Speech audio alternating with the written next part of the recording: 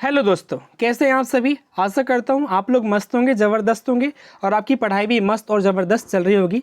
प्यारे मित्रों, आज फिर आप सबके लिए प्रस्तुत हूं मैं गणित के बहुत शानदार जानदार प्रश्न लेकर, जो पूरी 3D पर आधारित रहेगी। प्यारे मित्रों, आप सबको पता है आप लोगों के लिए मैं शानदार और जानदार प्रश्न लेके आता हूँ और अच्छे से आपको एक्सप्लेन करता हूँ। सो फ्रेंड्स, यदि आप लोगों ने तैयारी शुरू नहीं की है तो तैयारी शुरू कर दीजिए और ऐसे ही प्रश्नों के साथ तैयारी करिए ताकि आपके प्रश्न और आपका पेपर दोनों निकल सके। चलिए शुरू करता हूँ। पहला प्रश्न आपकी मोबाइल स्क्रीन पर लेंगे। पहला ही प्रश्न आपका अवधारणात्मक प्रश्न है। मैंने पहले ही बताया है कि आपके पेपर में अवधारणात्मक प्रश्न ज़्यादा आते हैं, तथ्यात्मक प्रश्न कम आते हैं। अवधारणात्मक प्रश्न पहले पढ़ेंगे। पाइथागोरस प्रमेय को पढ़ाने के लिए एक शिक्षक ने एक सीट वितरित की है। प्यारे मित्रों, पाइथागोरस प्रमेय पढ़ाना है, क्लियर है, जिस पर 4 समकोण त्रिभुज खींचे गए थे और बच्चे को एक त्रिकोण के पक्षों के बीच संबंध खोजने के लिए कहते हैं। उपरोक्त स्थिति में शिक्षक ने इस्तेमाल किया। प्यारे मित्रों, ध्यान से सुनना, यहाँ पर कुछ विधियों के बारे में चर्चा करूँगा मैं। पहले तो आप ये समझ लो कि पाइथागोरस प्रमेय पढ़ाना है टीचर को, बच्चों को जो है, तो उसके लिए उन्होंने एक सीट वितरित किया जिसमें समकोण त्रिभुज बने हुए थे और उन समकोण त्रिभुजों के बीच में, त्रिकोण के पक्षों के बीच में क्या खोजना था? संबंध खोजना था। अब यहाँ ऑप्शन पढ़ेंगे आप लोग, निगमन विधि, व्याख्यान विधि, प्रयोगशाला विधि या आगमन विधि। प्यारे मित्रों, पहले तो आप ये इमेज देख लो, ये सीट दिया गया है। अब इन कोणों के बीच में, इन तीनों कोणों के बीच में संबंध बताना है और यही संबंध तो पाइथागोरस प्रमेय होता है। अभी आप लोग समझिए कि कौन सी विधि का इस्तेमाल किया जा रहा है। प्यारे मित्रों, जब हम बात करते हैं, एक एक विधि को अच्छे से समझना मेरे साथ, निगमन विधि की। व्हेन वी टॉक अबाउट निगमन विधि, प्यारे मित्रों, जब हम बात करते हैं निगमन विधि की, डिडक्टिव मेथड कहलाता है। ये एक ऐसी विधि है ना प्यारे मित्रों, जिसमें टीचर जो होते हैं ना, सबसे पहले बच्चों को सूत्र या विधि या नियम पहले ही बता देते हैं, पहले ही इनको बता दिया जाता है। उसके बाद इन सूत्रों और विधियों और नियमों के आधार पर उदाहरण तक पहुंचे जाते हैं। मतलब कठिन से सरल की ओर और सूक्ष्म से स्थूल की ओर चलना चाहिए, तो वो स्थूल से सूक्ष्म की ओर बढ़ते हैं। मतलब क्या? हार्ड से कठिन की ओर, मतलब कठिन से सरल की ओर जा रहे हैं। मतलब ये एक निगमन विधि है जहाँ पर पहले सूत्र, विधि और नियम पहले बताए जाते हैं, फिर उनकी सहायता से उदाहरण तक पहुंचा जाता है। वो निगमन विधि कहलाती है। याद रखेंगे इस चीज़ को। ओके, व्याख्यान विधि पर लेके चलूंगा आप लोगों को मैं। व्याख्यान विधि क्या है? एक ऐसी विधि है ना प्यारे मित्रों, जिसमें आपको किसी प्रकार का प्रयोग नहीं कराया जाता, जिसमें किसी प्रकार का आपको उदाहरण नहीं दिए जाते, केवल लेक्चर मेथड होता है प्यारे मित्रों। यहाँ से बोले, वहाँ से उन्होंने सुना, मतलब वक्ता और श्रोता के बीच में सिर्फ सुनने का फासला रहता है, किसी प्रकार की एक्टिविटी नहीं होती। That is called lecture method, उसे कहते हैं प्यारे मित्रों व्याख्यान विधि। नेक्स्ट पे लेके चलूंगा प्रयोगशाला विधि। प्यारे मित्रों, एक ऐसी विधि है जो कि आपके विज्ञान में आप लोगों ने देखा है प्रयोग किया जाता है। इसके बाद बात करते हैं प्यारे मित्रों आगमन विधि की। Dear friends, when we talk about inductive method, जब हम इंडक्टिव मेथड की बात करते हैं ना प्यारे मित्रों, तो यहाँ पर एक ऐसी शानदार विधि है जिसमें सबसे पहले बच्चों को उदाहरण दिए जाते हैं और इन उदाहरणों की सहायता से बच्चा सिद्धांत पर या फिर आपकी विधि पर या सूत्रों पर पहुंचता है प्यारे मित्रों।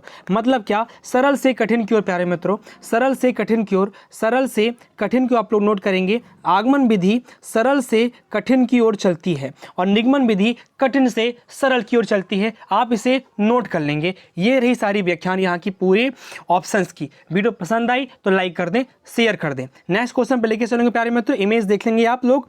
प्रश्न क्रमांक सेकंड आपके साथ लूंगा प्यारे मित्रों। शानदार, जानदार, जबरदस्त, मस्त प्रश्न रहेंगे।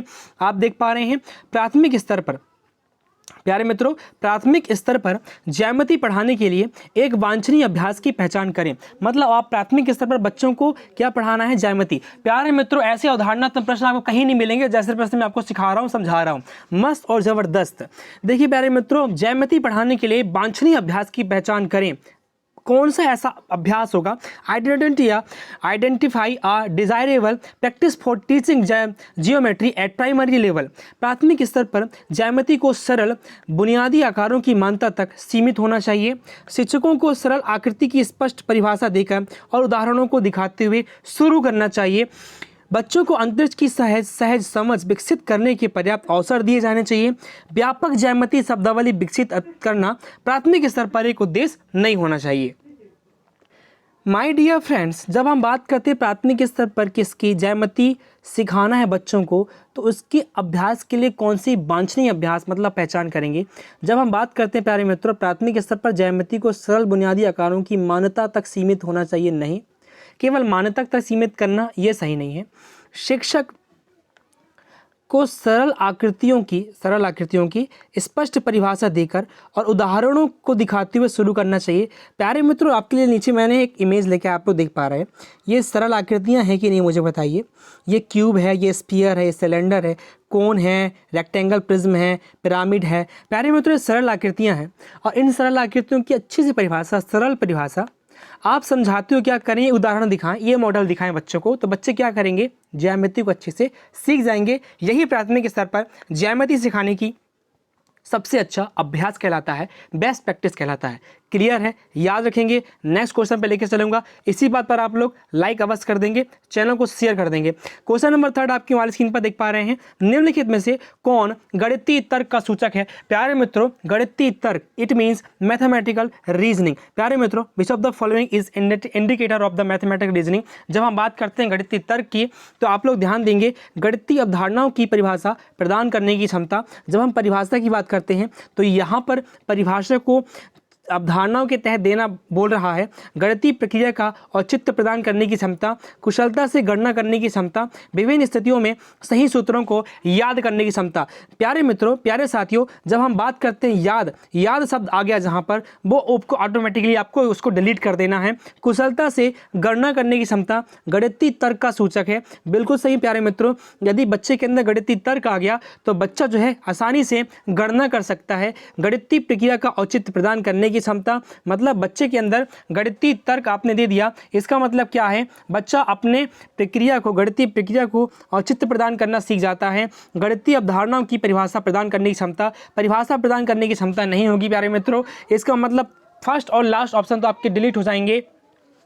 आपका जब हम बात करते हैं सेकंड और थर्ड ऑप्शन की प्यारे मित्रों, तो गणितीय प्रक्रिया का औचित्य प्रदान करने की क्षमता, कुशलता से गणना करने की क्षमता। जब हम आगे देखते हैं ना प्यारे मित्रों, आप देखिए यहाँ पर देखिए आप लोग, step 1 concept, step 2 closed problem, step 3 open problems.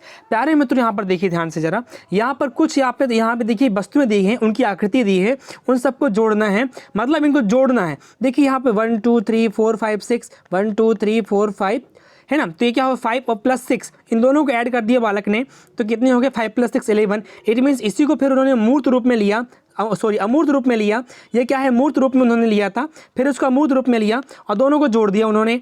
Clear है, इसका इसी प्रकार से उन्होंने 13 और ये 7, तो बच्चे के सामने हमने क्या किया, कुछ अंतर रखे। यहाँ पर यदि हम कुछ वस्तुएं और रख दें तो उनको जोड़कर बच्चा 7 और में उसमें जोड़कर वस्तुओं को जोड़कर यहाँ पर लिख सकता है 7 6 13, तो यहाँ 6 आ जाएगा, 7 6 13। मतलब क्या प्यारे मित्रों, बच्चों को हम इस तरह से तर्क करना सिखाएं कि बच्चा गणितीय करना सीख जाए, गणित की गणना सीख जाए। दैट इज कॉल्ड क्या, गणितीय सूचक, इट मीन्स मैथमेटिकल रीजनिंग। मतलब बच्चा खुद से गणना करना सीख जाए, दैट इज कॉल्ड रीजनिंग। प्यारे मित्रों, समझ में आया, मगज में आया, तो आगे बढ़ते हैं। क्वेश्चन नंबर 4 लूंगा प्यारे मित्रों आपके साथ में। क्वेश्चन नंबर 4 आपकी वाली स्क्रीन पर देख पा रहे हैं। अशिक्षित दुकानदार द्वारा उपयोग किए जाने वाले गणित, मतलब एक अशिक्षित दुकानदार मतलब क्या, जो कि पढ़ा लिखा नहीं है, उसके द्वारा जो गणित प्रयोग किया जाता है वो कैसा गणित होगा, आपसे पूछ रहा है। सभी गणितीय समस्याओं को हल करने में बहुत उपयोगी है। क्या गणित सभी समस्याओं को हल करने में उपयोगी है कि नहीं, मुझे बताइए। है, में स्पष्टता है और इसमें शुद्धता का स्तर बहुत कम है।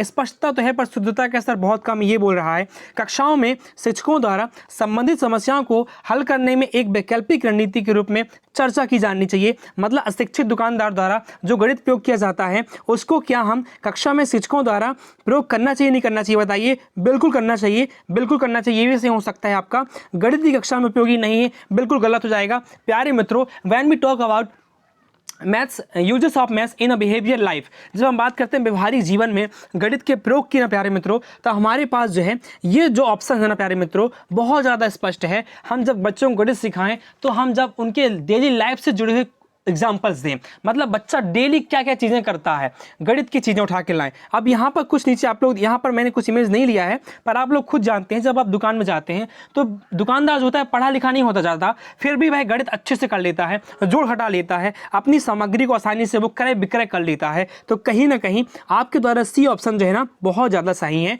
क्यों? क्योंकि दुकानदार द्वारा जो गणित प्रयोग किया जाता है ना प्यारे मित्रों, वो बहुत ही ज़्यादा हेल्पफुल है बच्चों को गणित सिखाने के लिए, गणित के उपयोग सिखाने के लिए। ठीक है, तो इस तरह से आप इस ऑप्शन को क्लिक कर लेंगे। नेक्स्ट क्वेश्चन पे लेके चलो, क्वेश्चन नंबर 5 पर प्यारे मित्रों। सुपर फास्ट आपका ये क्या है, सेशन है, और ये इसमें सारे एक्सप्लेनेशन भी है, व्याख्यान भी है, जानदार शानदार जबरदस्त और मस्त क्लास है। गणित की कक्षा में एक शिक्षक को बच्चों के विषम समूह को कैसे संभालना चाहिए, बच्चों के how should a teacher handle a heterogeneous group of children in a mathematic classroom. विषम समूह मतलब प्यारे मित्रों समझते हैं आप लोग, विषम मतलब ऐसा कि सभी बच्चे एक समान स्तर के नहीं होते, हर बच्चा अपने स्तर का अलग अलग होता है। तो ऐसे बच्चों को संभालने के लिए शिक्षक क्या करता है, सभी बच्चों को एक ही कक्षा में एक साथ समूहित करें। मतलब क्या कि सारे बच्चों को एक साथ समूहित करना, बिल्कुल इंक्लूसिव एजुकेशन का उदाहरण है। विभिन्न क्षमताओं के बच्चों को एक साथ समूहित करके ताकि वे एक दूसरे से सीख सकें, बिल्कुल ये भी सही है।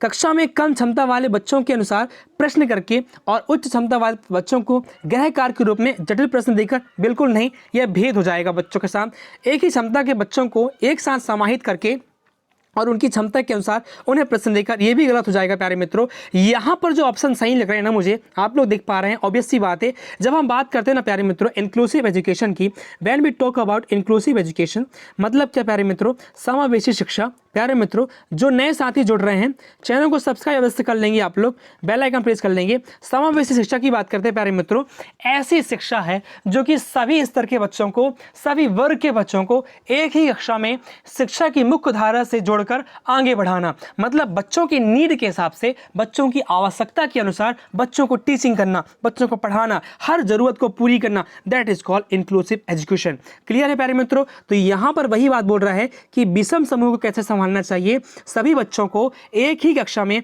एक साथ समूहित करके, बिल्कुल सही है। विभिन्न क्षमताओं के बच्चों को एक साथ समाहित करके ताकि वे एक दूसरे से सीख सके, बिल्कुल सही प्यारे मित्रों, बिल्कुल सही है, बिल्कुल सही है ये वाला ऑप्शन बी नंबर। कक्षा में कम क्षमता वाले बच्चों के अनुसार प्रश्न करके, बिल्कुल गलत, ये भी गलत प्यारे मित्रों। पर यहाँ पर आपका सबसे अच्छा ऑप्शन बी नंबर हो जाएगा, जो कि उसमें ए भी समाहित है। याद रखेंगे, समझ में आ गया। नेक्स्ट क्वेश्चन पे लेकर चलूंगा मैं। क्वेश्चन नंबर 6 आपके मोबाइल स्क्रीन पर ये रहा, देखिए जरा प्रश्न को ध्यान से, पढ़िए जरा प्रश्न को ध्यान से। गणित में सीखने के परिणाम विकसित होते हैं। प्यारे मित्रों जब हम बात करते हैं गणित में सीखने के परिणाम, not only maths but also all subject, सभी सब्जेक्ट्स में सीखने के परिणाम किससे विकसित होंगे प्यारे मित्रों, आप बताइए मुझे। The learning outcome, when we talk about learning outcome in mathematics are develop, किससे डेवलप होगा? विभिन्न शैक्षिक सर्वेक्षणों में बच्चों की उपलब्धि बढ़ाने के लिए। क्या सीखने के परिणाम शैक्षणिक सर्वेक्षणों में बच्चों की उपलब्धि बढ़ाने के लिए रहते हैं क्या? अच्छा, बच्चों द्वारा हासिल की जाने वाली कक्षावार दक्षताओं और कौशल को परिभाषित करने के लिए। क्या जो दक्षता हासिल करते हैं बच्चे, उनको परिभाषित करने के लिए है। बच्चों को साल के अंत में परीक्षाओं के लिए तैयार करने के लिए, बिल्कुल नहीं। ऐसे कि बच्चों को गणना के लिए छोटे कदम बताए जा सकते हैं, ये भी सही लग रहा है। पर अच्छे से ऑप्शंस को ध्यान से देखेंगे, ध्यान से पढ़ेंगे, आंसर ध्यान से करेंगे। गणित में सीखने के परिणाम विकसित होते हैं, किससे विकसित होते हैं? The learning outcomes in mathematics are developed, किससे विकसित होंगे?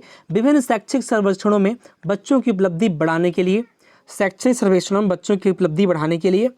बच्चों द्वारा हासिल की जाने वाली कक्षावार दक्षताओं और कौशल को परिभाषित करने के लिए, कौशल को परिभाषित करने के लिए बच्चों की। अच्छा, ये तो ऑप्शन गलत हो जाएगा, साल के अंत वाला, ये भी गलत हो जाएगा। पर यहाँ पर ध्यान से देखिएगा प्यारे मित्रों, उपलब्धि बढ़ाने के लिए, बच्चों की उपलब्धि बढ़ाने के लिए, मतलब बच्चा क्या सीख रहा है और क्या नहीं सीख रहा है, उसका अंतर, उसका जो अंतर उसको कम करना है। मतलब बच्चों की जो आउटकम है उसको बढ़ाना है, अचीवमेंट को बढ़ाना है, यही क्या है लर्निंग आउटकम है। क्लियर है प्यारे मित्रों? नेक्स्ट क्वेश्चन पे लेके चलूंगा, समझ में आ रहा है तो लाइक कर देंगे बस। अब देखिए लर्निंग आउटकम के बारे में यहाँ दिया हुआ है। लर्निंग आउटकम्स, लेसन आउटकम्स मतलब पाठ उपागम। क्या प्यारे मित्रों? पाठ उपागम, कोर्स उपागम, आपका पूरा कंप्लीट अध्याय उपागम, या फिर इसको आप लोग क्या बोल सकते हैं, कोर्स मतलब क्या, पूरा सब्जेक्ट। प्रोग्राम उपागम मतलब जो लक्ष्य रखा गया है वो डिग्री उपागम। तो इस तरह से लर्निंग आउटकम कहलाते हैं। नेक्स्ट क्वेश्चन पे लेकर चलूंगा आपको प्यारे मित्रों। मोबाइल स्क्रीन पर आप लोग देख पा रहे हैं, प्रश्न को ध्यान से देखेंगे, ध्यान से पढ़ेंगे, उत्तर को ध्यान से करेंगे। कक्षा में निम्नलिखित में से कौन सी एक गतिविधि है आपके द्वारा क्लास एक्टिविटी पूछी जा रही है कि आप वह कौन सी एक्टिविटी है जो क्लास में करेंगे, कक्षा में करेंगे। Which one of the following happenings in the classroom is an activity. Rhyme के रूप में गिनती करते हुए बच्चे, children reacting reciting counting in form of rhyme. बिल्कुल, बच्चा जो होता है सुर लय ताल के साथ गिनती को पढ़ता है। ब्लैक बोर्ड से नकल करते बच्चे, क्या गतिविधि है कि नहीं है, वो भी गतिविधि है। खोज में लगे बच्चे, बिल्कुल गणित में ही बच्चे खोज में लगे रहते हैं, एक भी गतिविधि है। Which one of the following happenings in the classroom in activity. शिक्षक समझाते हैं कि कैसे करना है। प्यारे मित्रों, समझाते हैं कैसे करना है, ये भी एक एक्टिविटी है। पर यहाँ पर प्यारे मित्रों ऐसी एक्टिविटी को आपको सिलेक्ट करना है जिसमें बच्चा एक्टिव होकर काम करता है, जिसमें बच्चा एक्टिव होकर काम करता है। ध्यान से देखिएगा, राइम के रूप में गिनती करते हुए बच्चे, गिनती करना भी एक्टिविटी है पर इसमें ज़्यादा अच्छी लग रहा है मुझे। ब्लैक बोर्ड से नकल करती ये भी ज़्यादा अच्छी लग रहा है मुझे। खोज में लगे बच्चे, अब आपने क्या किया, बच्चों को आपने एक समस्या दे दिया। क्या समस्या दे दिया, यहाँ पर देखेंगे, आप लोग दिखाता हूँ मैं आपको। मान लो आपके सामने पजल देखे रखा है मैंने, ये पजल। अब ये पजल मैंने दिया आपको इस तरह से। मैंने क्या किया, 3 7 क्लियर है, 10 और ये मैंने दिया आपको 4। आ रहा है समझ प्यारे बच्चों? देखिए ज़रा क्या बोला मैंने। मान लो यार मैंने दे दिया यहाँ पे आपको चलिए यहाँ पर अपन दे दिया 2। अब बच्चे क्या करेगा, यहाँ पर जो है ब्लैंक छोड़ दिया मैंने, यहाँ पर ब्लैंक छोड़ दिया, यहाँ ब्लैंक छोड़ दिया, यहाँ ब्लैंक छोड़ दिया, यहाँ ब्लैंक। अब हर बच्चा अपनी अपनी स्तर से इसको फील करेगा। मतलब क्या कि बच्चा क्या कर रहा है, यहाँ पर बच्चा जो है प्यारे मित्रों खोज कर रहा है, डिस्कवर कर रहा है। मतलब बच्चा अच्छे से यहाँ पर एक्टिव है। That is called active activity, class activity. याद रखेंगे इसको। चलिए नेक्स्ट क्वेश्चन पे लेके चलूँ प्यारे मित्रों। आप लोग वाले स्क्रीन पर देख पा रहे हैं अपने, ध्यान से प्रश्न को देखेंगे, प्रश्न को ध्यान से पढ़ेंगे, उत्तर को ध्यान से करेंगे। एक बच्चे से पूछने पर क्षेत्र क्या है, व्हाट इज एरिया, उसने लंबाई चौड़ाई का जवाब दिया। क्षेत्र की अवधारणा के बारे में बच्चे की समझ के बारे में आप क्या कह सकते हैं। It means on asking a child what is area, he see answered length breadth. What can you say about the child's understanding about the concept of area. मतलब क्या कि बच्चे से आपने पूछा कि क्षेत्र क्या है, बच्चे ने लंबाई चौड़ाई में जवाब दिया। आप क्षेत्र की अवधारणा के संबंध में बच्चे की समझ को किस प्रकार समझ सकते हैं। पहला ऑप्शन देखेंगे, बच्चे ने आयत के क्षेत्र का उपयोग किसी भी बंद आकार के क्षेत्र के सामान्य विचार के रूप में किया था। क्षेत्र पूछा उन्होंने, क्षेत्र को उन्होंने लंबाई चौड़ाई दे दिया और बिल्कुल उसने आयत के क्षेत्र के रूप में उसको ले लिया और किसी भी बंद आकृति को उसने आयत के क्षेत्र में बताया है। बच्चा यह कहने में सही है कि उसकी लंबाई चौड़ाई है, बिल्कुल सही है, मतलब खुद की लंबाई चौड़ाई है। बच्चा क्षेत्र और परिधि की अवधारणा के बीच भ्रमित है। बच्चे को क्षेत्र की अवधारणा के बारे में कोई जानकारी नहीं है, बिल्कुल नहीं, उसको जानकारी है तभी तो बता पा रहा है। यहाँ पर ये गलत हो जाएगा, ये भी गलत हो जाएगा क्योंकि परिधि के बारे में, परिधि बात तो है नहीं यहाँ पर। अब यहाँ देखिए बच्चा यह कहने में सही है कि उसकी लंबाई चौड़ाई है, बिल्कुल ये भी है, पर यहाँ पर आप देखिए बच्चे ने क्या किया है, सभी बंद आकृतियों के क्षेत्र को एक समान मान लिया है, इसलिए उसने क्षेत्र को सीधे लंबाई चौड़ाई में बता दिया। यहाँ पर यदि हम बच्चे से पूछते हैं कि आयत का क्षेत्र क्या होता है तो बच्चा लंबाई चौड़ाई बताता, तो इसका मतलब ये था कि बच्चे को आयत के क्षेत्रफल के बारे में क्लियर है। पर यहाँ पर हर बंद आकृति को उसने लंबाई चौड़ाई के रूप में बता दिया, इसलिए क्या है, ये वाली अवधारणा हमें समझ में आ रही है। क्लियर है, इसलिए आपको ऑप्शन ए हो जाएगा। आंसर टिक कर देंगे प्यारे मित्रों। नेक्स्ट क्वेश्चन पे लेकर चलूंगा आप सबको, क्वेश्चन नंबर 9 पर। मोबाइल स्क्रीन पर देख पा रहे हो क्वेश्चन नंबर 9। ध्यान से देखेंगे, ध्यान से पढ़ेंगे, उत्तर को ध्यान से करेंगे। गणित सीखने के संबंध में निम्नलिखित में से कौन सा कथन सही है। When we talk about learning of maths, which of the following statements is true with respect to mathematical learning. हम गणित सीखते हैं तो कौन सा कथन सही रहेगा गणित सीखने के लिए। ऑप्शन नंबर फर्स्ट देखेंगे, आमतौर पर लड़कियां गणित में कमजोर होती हैं। ये तो भाई लैंगिक पूर्वाग्रह हो गया। हाँ ठीक, हर कोई गणित सीख सकता है, बिल्कुल सही है, हर कोई गणित सीख सकता है। गणित तो केवल कठोर अभ्यास द्वारा सीखा जा सकता है, बिल्कुल नहीं। क्या केवल कठोर अभ्यास से ही सीख सकते हैं क्या? अभ्यास सही है, पर इसका मतलब ये नहीं कठोर मतलब कोई पत्थर अत्थर नहीं फोड़ना है। गणित सीखने के लिए एक गणित कठिन विषय है, गणित सीखने के लिए एक कठिन विषय बिल्कुल नहीं। गणित कोई कठिन विषय नहीं है प्यारे मित्रों, गणित एक जादू है। आप लोगों को मिलेगा जब आप ज्वाइनिंग कर लेंगे बढ़िया से। तो ये भी गलत है, क्लियर है, हर कोई सीख सकता है, ये भी सही है। आमतौर पर लड़कियां गणित में कमजोर होती है, तो बिल्कुल गलत है। आपका ऑप्शन हो जाएगा ऑप्शन नंबर बी, आंख मूंद कर आप लगा लेंगे ऑप्शन नंबर बी, हर कोई गणित सीख सकता है। क्लियर है प्यारे मित्रों। चलिए नेक्स्ट क्वेश्चन पे लेकर क्वेश्चन नंबर 10 आपके मोबाइल स्क्रीन पर देख पा रहे हैं। निम्नलिखित में से कौन सा कथन अवधारणा मानचित्र के बारे में सही नहीं है। मतलब आपको मानचित्र की अवधारणा देनी है, तो कौन सा कथन सही नहीं पूछ रहा है, मतलब कौन सा कथन गलत है। एक गलत रहेगा, बाकी 3 सही रहेंगे, हमें गलत को फाइंड करना है प्यारे मित्रों। संकल्पना मानचित्र का निर्माण शिक्षकों द्वारा ही किया जाना चाहिए। क्या संकल्पना मानचित्र का निर्माण सिर्फ बच्चे शिक्षक कर सकते हैं, क्या बच्चे नहीं कर सकते? आगे ऑप्शन देखेंगे। अवधारणा मानचित्र प्रकृति में पदानुक्रमित है। Concept maps are hierarchical in nature, बिल्कुल सही है। अवधारणा मानचित्र पूर्व ज्ञान को नए निर्देश से जोड़ने में मदद करता है, बिल्कुल सही है। माइंड मैपिंग की बात कर रही है। क्लियर है। संकल्पना मानचित्र परस्पर जुड़ी अवधारणा और उन्हें जोड़ने वाले लिंक के एक संग्रह को प्रतिनिधित्व करती है, बिल्कुल सही प्यारे मित्रों। मतलब क्या, आपका जो पूर्व ज्ञान है उसको जोड़ने के लिए आपको तैयार करती है। अब यहाँ पर समझना, संकल्पना मानचित्र का निर्माण शिक्षकों द्वारा ही किया जाना चाहिए। अवधारणा मानचित्र प्रकृति में पदानुक्रमित होते हैं, ये सही है, ये भी सही है, ये भी सही है।